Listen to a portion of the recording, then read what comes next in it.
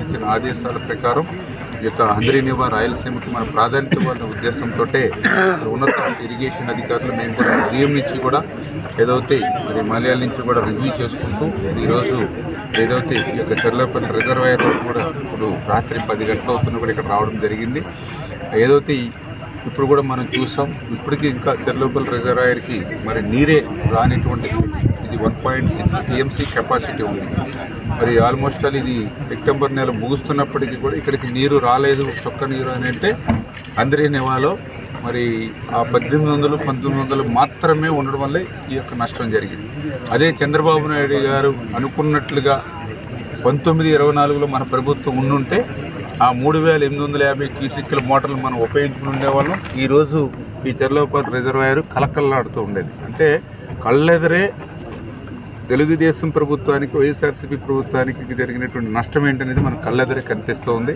అందుకే ఇప్పుడు ఏదైతే హంద్రీనివాకి సంబంధించి ఎమర్జెన్సీ ఇమ్మీడియట్లీ నెక్స్ట్ సీజన్ కల్లా మరి నష్టం లేకుండా ఇమ్మీడియట్లీ ఆ 3850 క్యూసెక్కుల నీరుని తీసుకొచ్చేటువంటి విధంగా దాని ప్రతిపాదనలు ఎట్లా సిద్ధం చేయాలి, నెక్స్ట్ సీజన్ కల్లా ఎట్లా కంప్లీట్ చేయాలనే దాని మీదే మేము అధికారులందరూ కూడా సమీక్ష చేసి వచ్చే నెల మొదటి వారి నుంచే పనులు ప్రారంభించి వచ్చే సీజన్ కల్లా పూర్తి స్థాయిలో 3850 క్యూసెక్కుల నీటిని తీసుకొచ్చి ఆ నెక్స్ట్ సీజన్కి మళ్ళీ దాన్ని ఇంకా డబల్ చేసుకుని శాశ్వతంగా ఏదైతే ఈ యొక్క హంద్రీనివా మీద ఆధారపడినటువంటి యొక్క 4 జిల్లాల ఉమ్మడి జిల్లాలకి కూడా పూర్తి స్థాయిలో సాగునీరు, త్రాగునీరు అందించేటువంటి బాధ్యత తీసుకుంటామని, మళ్ళీ ఈరోజు ఒక ప్రజాప్రభుత్వం వచ్చింది, ప్రజల ప్రభుత్వం వచ్చింది కాబట్టి ఇప్పుడు మళ్ళీ కలెక్టర్ గారితో ఇప్పుడే మాట్లాడడం జరిగింది. ఇమ్మీడియట్లీ ఏదైతే 2019 వరకు ఆల్మోస్ట్ ఆల్ అయిపోయి దశకు వచ్చినటువంటి ఆ ఫైల్ని మళ్ళీ బోజు దులిపి ఇప్పుడు ఇమ్మీడియట్లీ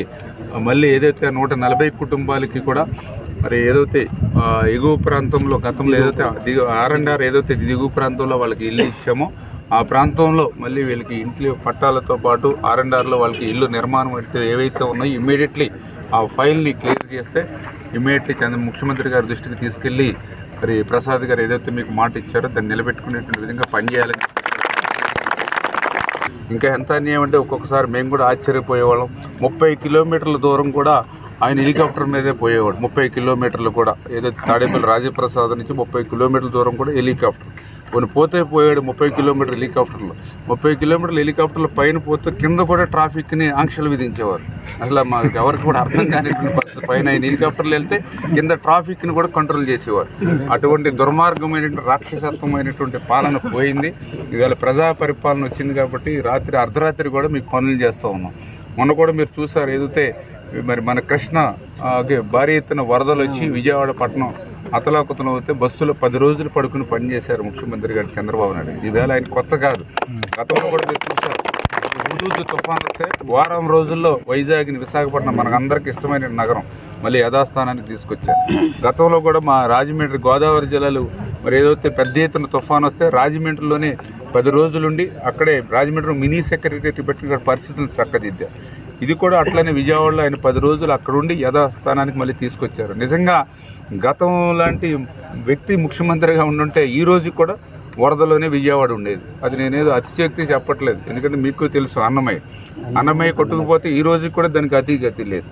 ఆ రోజు 8 గ్రామాలు వరి ఊడ్చుకుపోయినటువంటి పరిస్థితి, 52 మంది ప్రాణాలు గాలిలో కలిసిపోయిన పరిస్థితి. కనీసం ఆ రోజు ముఖ్యమంత్రి అడుగుపెట్టి వాళ్ళు పరామర్శించినటువంటి పాపాన పోలేదు.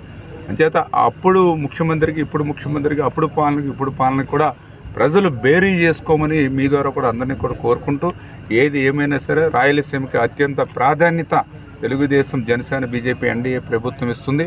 ఏదైతే గతంలో జరిగిన పనులు బ్యాలెన్స్ ఏవైతే ఉన్నాయో అవన్నీ కూడా ఆర్థిక పరిస్థితి మాకు సహకరించకపోయాను.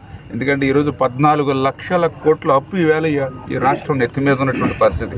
అప్పులు తీర్చాలి, మళ్ళీ వాటికి వడ్డీలు కట్టాలి, మళ్ళీ ఇప్పుడు మీరు అడిగినటువంటి అభివృద్ధి కార్యక్రమాలు మళ్ళీ చేయాలి. వీటితో పాటు మేము ఇచ్చినటువంటి సూపర్ 6 సంక్షేమ కార్యక్రమాలు అమలు చేయాలి.